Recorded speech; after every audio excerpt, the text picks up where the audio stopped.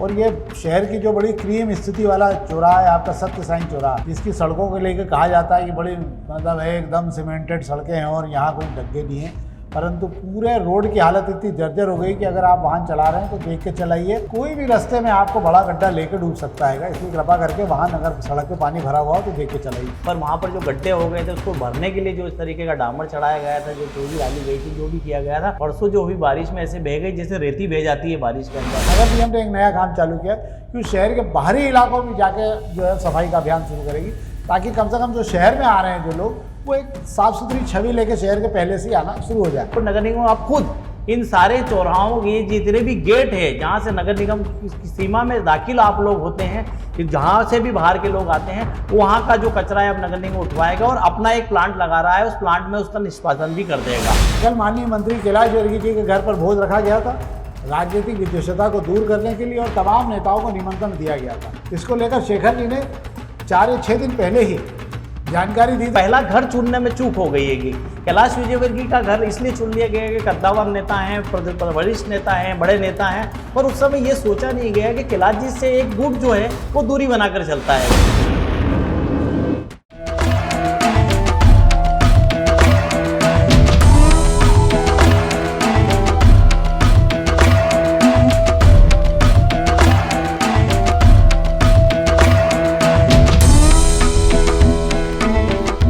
नमस्कार, शाम के अखबारों की चर्चा चाय के साथ। आज शाम के अखबारों में चर्चा भी है, राजनीति भी है, और एक खबर मेरे से जुड़ी हुई भी है कि अपने बच्चों को ध्यान से वाहन चलाने का बोलिए, नहीं तो किसी दिन जो है कुछ हादसे होते हैं शहर में। और पिछले 3 दिनों से मैं अपना पैर तुड़वा के बैठा हुआ हूँ, क्योंकि बच्चे जो हैं वो बेतरतीब तरीके से गाड़ी लेके घुस गए और हम कुछ नहीं कर पाए। किसी गलती नहीं होती, अपनी गलती नहीं होती, पर होती है। इसलिए हमेशा ध्यान रखिए कि वाहन चलाते समय आप कुछ नहीं कह सकते। नए बच्चे वाहन बहुत तेज़ी से चला रहे हैं। चलिए, ये तो हमारी खबर थी। अब हम चालू करते हैं हमारी नियमित खबरों की तरफ। तो हम शेखर जी शुरू करें? जी बिल्कुल। तो हम प्रभात किरण की खबरों से आज शुरू कर रहे हैं। तो प्रभात किरण खबरों में आज जो है 1-2 खबरें अच्छी हैं, बाकी सब खबरें जो नियमित अखबारों की होना चाहिए वही है। एक खबर ये अच्छी है कि गड्ढों में पूरी सड़क गायब हो गई है, और ये शहर की जो बड़ी क्रीम स्थिति वाला चौराहा है आपका सत्य साईं चौराहा, जिसकी सड़कों को लेकर कहा जाता है कि बड़ी मतलब है एकदम सीमेंटेड सड़कें हैं और यहाँ कोई डग्गे नहीं हैं, परंतु पूरे रोड की हालत इतनी जर्जर हो गई कि अगर आप वाहन चला रहे हैं तो देख के चलाइए। कोई भी रास्ते में आपको बड़ा गड्ढा लेकर डूब सकता है, इसलिए कृपा करके वाहन अगर सड़क पे पानी भरा हुआ हो तो देख के चलाइए। क्या शेखर जी? बिल्कुल सही कह रहे हैं आप। सत्य साईं चौराहे पर जो है पुल बनाने का काम चल रहा है, तो ट्रैफिक को जो है सर्विस रोड पर डाइवर्ट किया गया है। अब चूंकि सत्य साईं चौराहे पर ट्रैफिक का लोड इतना रहता है, जब उसको सर्विस रोड पर डाइवर्ट किया गया तब उसकी इतना मजबूत जो है सर्विस रोड को कर देनी चाहिए थी ताकि दिक्कत ना आए। पर वहाँ पर जो गड्ढे हो गए थे उसको भरने के लिए जो इस तरीके का डामर चढ़ाया गया था, जो चोरी डाली गई थी, जो भी किया गया था, वो परसों जो हुई बारिश में ऐसे बह गई जैसे रेती बह जाती है बारिश के अंदर। तो उसका ना उस पर ये खबर दी गई और मुझे लगता है अच्छी खबर है। शहर में ऐसे कई जगह और भी हालात बनेंगे, और निश्चित रूप से मेरा ये मानना है कि कम से कम एटलीस्ट इस समय हादसों का शहर हो रहा है, इसलिए कृपा करके जो है मैं चाहता हूँ कि पानी जहाँ भरा हो वहाँ अपने वाहनों को निकालने से पहले 2 बार देख लें, अगले वाहन का भी ध्यान रखें। और एक और खबर हम बात कर लें तो ये खबर बहुत अच्छी है, निश्चित रूप से वाकई ये खबर अच्छी है और ये प्रयास होना चाहिए, क्योंकि आमतौर पर आप जैसे ही शहर में घुसते हो तो शहर तो स्वच्छ दिखता है, पर शहर के बाहरी इलाके की जो सड़कें दोनों साइड, उसमें प्लास्टिक का कचरा, गंदगी इतनी ज़्यादा फैल गई है कि तमाम कचरा जो है वो शहर के लिए आपको पहले से दिखने लग जाता है कि यार ये शहर तो ठीक है, पर शहर के बाहर जो स्थिति। पर नगर निगम ने एक नया काम चालू किया कि शहर के बाहरी इलाकों में जाके जो है सफाई का अभियान शुरू करेगी, ताकि कम से कम जो शहर में आ रहे हैं जो लोग वो एक साफ सुथरी छवि लेके शहर के पहले से ही आना शुरू हो जाए। क्या शेखर जी, क्या पूरा मामला है कि स्वच्छता में देश में अव्वल और सफाई का महागुरु अगर इंदौर शहर की अगर हम बात करते हैं, अगर इंदौर शहर में जिन दरवाजों से इस शहर के अंदर एंट्री होती है, मतलब जिन सड़कों से इस शहर के अंदर की सरहद शुरू होती है, उन दरवाजों या उन गेट की अगर मैं बात कर लूँ तो उसके आसपास की गांव और जो नगर परिषद है उसका कचरा वहाँ सड़कों के दोनों तरफ दिखाई देता है, उससे शहर की छवि खराब हो दिखाई देती है। इसको लेकर नगर निगम ने एक प्रयास किया है, और नगर निगम आप खुद इन सारे चौराहों के जितने भी गेट है जहाँ से नगर निगम की सीमा में दाखिल आप लोग होते हैं,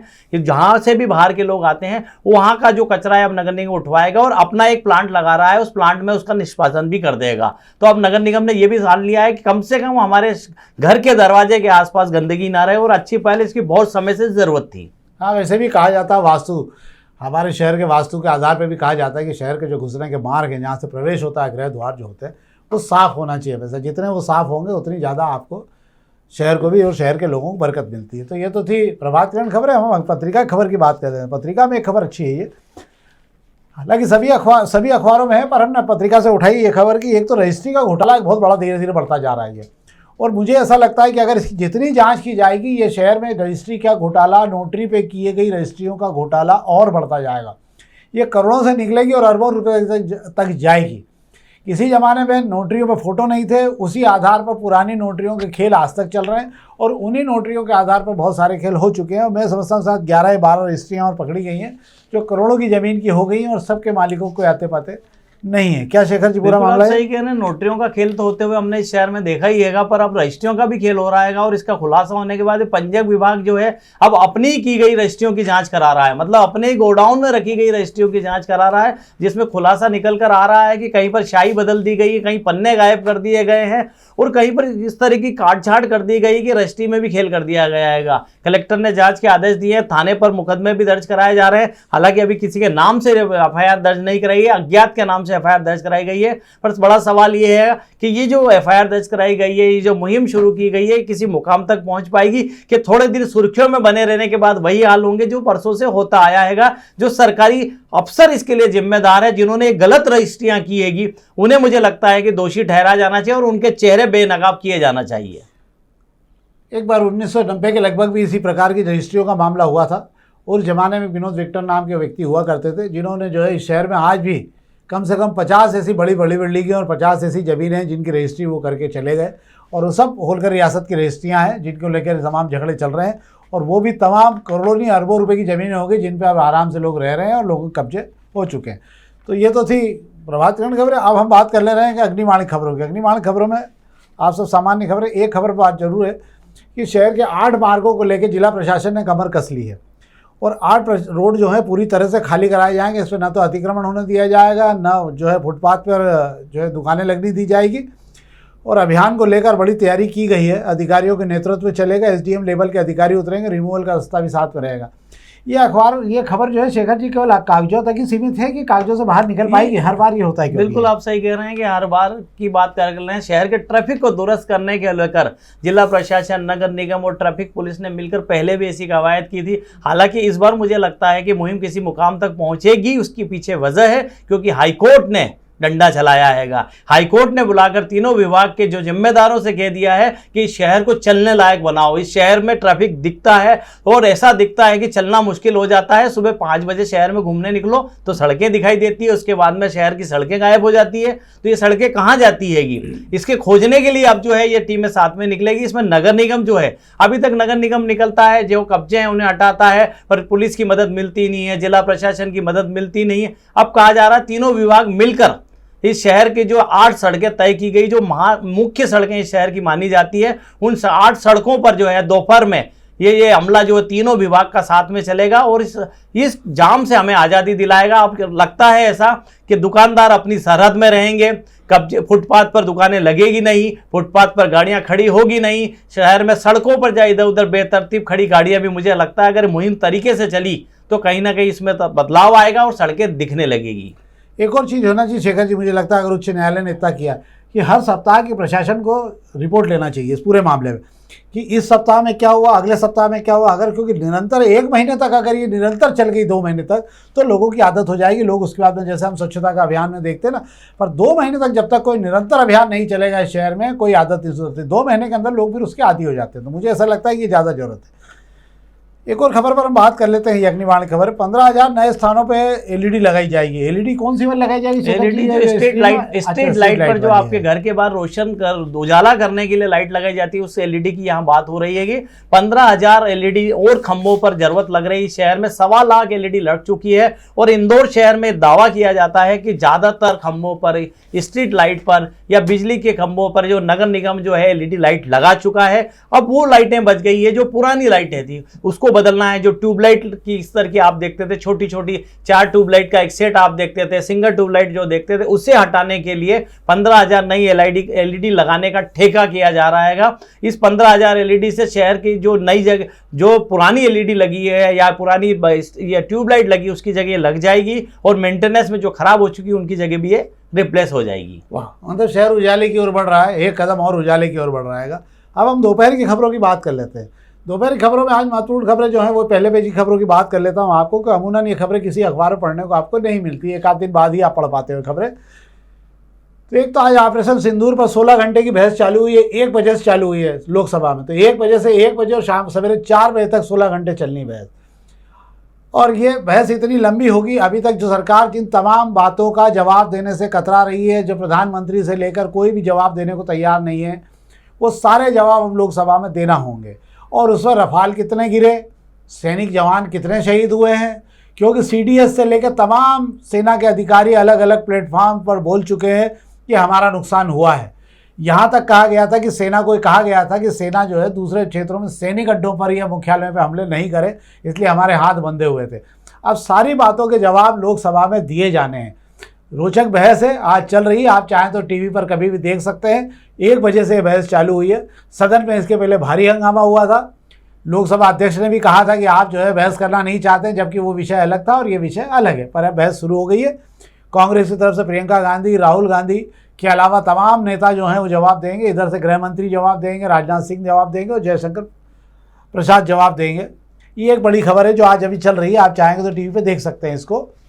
और एक और खबर जो है वो आज उच्चतम न्यायालय में आज जो है वो चुनाव आयोग को लेकर जो पिटीशन लगाई गई थी, उस पर हमने आज सबसे पहले लिखा था कि इस पर आज कोई फैसला होना नहीं, चुनाव आयोग की किसी प्रक्रिया को उच्चतम न्यायालय नहीं रोकेगा। अंततः फैसला यही आया है कि चुनाव आयोग किसी भी स्थिति में उस प्रक्रिया को रोकने के लिए तैयार नहीं। हाँ, ये जरूर कहा है कि जो लोग भी आधार कार्ड दे रहे हैं या राशन कार्ड दे रहे हैं, उनके अलावा दूसरे दस्तावेजों की लेने की कोई ज़रूरत अभी नहीं है। आप सारे दस्तावेजों में इनको लेना शुरू कर दें।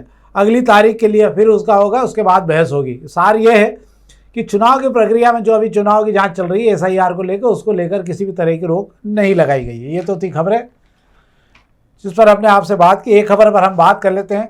राज्य शिक्षा केंद्र की दिलगर्दी चल रही है, उसको लेकर शहर के तमाम प्राइवेट स्कूलों में RTE के तहत जो बच्चे एडमिशन लेते हैं और जो स्कूल के संचालक हैं वो परेशान हो रहे हैं। 50 से अधिक लिखित लोग 50 से अधिक स्कूल के संचालकों ने हमको ये बताया है बात करके कि स्कूल को फीस नहीं मिल रही है। 2-2 साल होने आ रहे हैं, 3-3 साल बच्चे उलझे हुए हैंगे और बच्चों के फीस नहीं मिलने से स्कूलों का संतुलन भी बिगड़ रहा है। और उसी कारण जो है स्कूलों का वित्तीय संतुलन और बिगड़ता जा रहा है।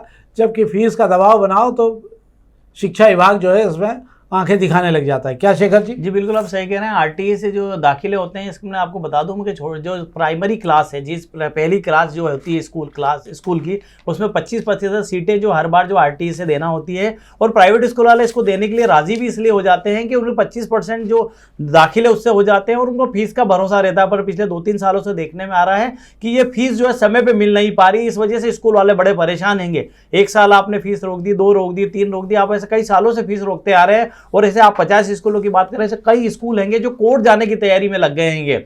अब स्कूल का प्रशासन, राज्य शिक्षा केंद्र का दबाव तो रहता है कि RTE में आप दाखिले दो, और जब फीस देने की बारी आती है कोई अफसर मदद के तैयार नहीं होता है। तो ये हालात स्कूलों में बनते हैं और स्कूलों की वित्तीय स्थिति बहुत बिगड़ती है इससे। और फिर बच्चों के प्रति जो है शिक्षा का नुकसान भी होता है। जिन बच्चों को ईमानदारी से कोई स्कूल पढ़ाना चाहता है तो उसके साथ अन्याय भी होता है। मुझे ऐसा लगता है कि इस पर सरकार को भी ध्यान देना चाहिए। और ये मामला जो है मुझे लगता है कि विधानसभा में उठना चाहिए कि पैसे देने में दिक्कत क्या है जब आप पढ़ा ही रहे हो। तो ये तो थी अखबारी खबरें जिस पर हमने आपसे बात की। अब हम बात कर ले रहे हैं शहर में एक बड़ी चर्चित खबर पे कि कल माननीय मंत्री कैलाश विर्की जी के घर पर भोज रखा गया था। राजनीतिक विद्वेषता को दूर करने के लिए और तमाम नेताओं को निमंत्रण दिया गया था। हम चाहेंगे कि इस खबर को लेकर हमने इस भोज समारोह में क्या होगा, इसको लेकर शेखर जी ने 4 या 6 दिन पहले ही जानकारी दी थी। तो हम चाहेंगे पहले एक बार आप उसकी क्लिप देख लीजिए उस एपिसोड की, जिस पे हमने क्या क्या कहा था। क्या कैलाश विजयवर्गीय के घर मालिनी गौड़, मनोज पटेल, उषा ठाकुर, शंकर ललवानी, ऐसे मंत्री तुलसी सिलावट। पर सवाल ये उठता है कि क्या ये सारे लोग कैलाश विजयवर्गीय के घर भोज पे जाएंगे? उस दिन कितने बीमार होते हैंगे, कितनों को निजी काम आ जाते हैंगे, कितनों शहर से बाहर रहेंगे, ये तो देखना बड़ा दिलचस्प होगा। अब हम आगे बात करते हैं आपसे। भोज में वही हुआ जो हमने कहा था। अंततः मालिनी गौड़ नहीं आई, मनोज पटेल नहीं आए और भी तमाम नेता जो खींचतान के बीच में है वो नहीं आए। इसी के साथ मुझे ऐसा लगता है कि जो नगर अध्यक्ष हैं पंडित सुमित मिश्रा जी, उनको भी ये समझ में आ गया होगा कि इतनी आसान भी नहीं एक नगर कार्यकारिणी बनाना, उससे समझ में आ गया होगा। पर जो भी हो, फैसले तो वहीं होने उसी जगह पर। क्या शेखर जी, क्या रहा? मुझे ऐसा लगता है कि जिस तरीके से ये एकता दिखाने के लिए भोज कराने की बात जो प्रदेश अध्यक्ष हेमंत खंडेलवाल जी ने पहली बैठक में कही थी, पर मुझे लगता है इसमें जो पहला घर चुनने में चूक हो गई है कि कैलाश विजयवर्गीय का घर इसलिए चुन लिया गया कि कद्दावर नेता हैं, वरिष्ठ नेता हैं, बड़े नेता हैं, पर उस समय ये सोचा नहीं गया कि कैलाश जी से एक गुट जो है वो दूरी बनाकर चलता है। वो गुट ना कैलाश जी के इलाके में दखल देता है, ना कैलाश जी के कार्यक्रमों में आता है। इस गुट के जो लोग हैं शिवराज जी से जुड़े हुए हैं, भले शिवराज जी कैलाश विजयवर्गीय के रिश्ते किस तरीके भी दिखाया जाए, पर शिवराज गुट से जुड़े हुए मालिनी गौड़, मनोज पटेल और उषा ठाकुर जो है वो कभी जो है मंत्री कैलाश विजयवर्गीय के साथ में नहीं जाएंगे, ये तय हैगा। ऐसे में कैलाश विजयवर्गीय के घर पहले दिन भोज रखना, मुझे लगता है पहला भोज रखने में कहीं ना कहीं नगर अध्यक्ष सुमित मिश्रा जी चूक कर गएंगे। ये भोज अगर किसी महेंद्र हार्डिया के घर रख दिया जाता, मधु वर्मा के घर रख दिया जाता, जो किसी लेने देने में नहीं है, वे दोनों तरफ हैंगे। और ये हम पहले ही बता चुके थे कि महेंद्र हार्डिया, मधु वर्मा दोनों तरफ जाएंगे, किसी के यहाँ भी भोज होगा उसके यहाँ शामिल होंगे।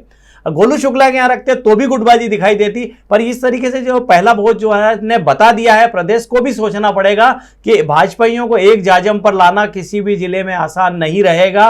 और इंदौर से शुरुआत कर रहे थे, जिसका पूरी प्रदेश की सियासत पर असर पड़ता है, और वहीं गुटबाजी दिख गई है कि वहीं खींचतान दिख गई है। तो आगे के जो भोज होना है उसका भविष्य प्रदेश अध्यक्ष हेमंत खंडेलवाल को खुद को समझना होगा और उसमें बदलाव की बहुत मुझे लगता है जरूरत है। ऐसा कौन सा भोज होगा जिसमें सभी दिख जाएंगे कि हाँ ये भी आ गए, वो भी आ गए, नर नारायण सभी आ गए, उसमें ऐसा कौन सा? तो उसके लिए मुझे लगता है कि हेमंत खंडेलवाल जी को खुद आना पड़ेगा उस भोज में, या मुख्यमंत्री जो है मोहन यादव को उसमें रहना पड़ेगा। हाँ, तो हम उस भोज का इंतजार करते हैं जिसके अंदर सारे लोग आ जाएं।